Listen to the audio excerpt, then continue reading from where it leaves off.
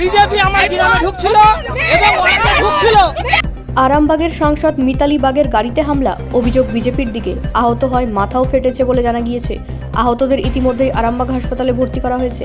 এলাকায় রয়েছে চাপা উত্তেজনা। এদিকে পুলিশ টহল দিচ্ছে। বিজেপি আমার গ্রামে ঢুকছিল এবং ওখানে ঢুকছিল। ওরা প্রত্যেকটা গাড়িতে লোহার রড, বাস, বোম এইসব দিয়ে আমার গ্রামে ফাটাতে ঢুকছিল। বলছে তোরা জিহাদি, আমার গ্রামে অত্যাচার করতে করতে ঢুকেছে। আমার নিজস্ব মাথা ফাটিয়েছে। আমার বহু গ্রামের ছেলেমেয়েকে মাথা ফাটিয়েছে। এই জায়গাটার নাম কি? এই জায়গাটার নাম কি? আপনার নাম? আমার নাম শেখ আব্দুল্লাহ।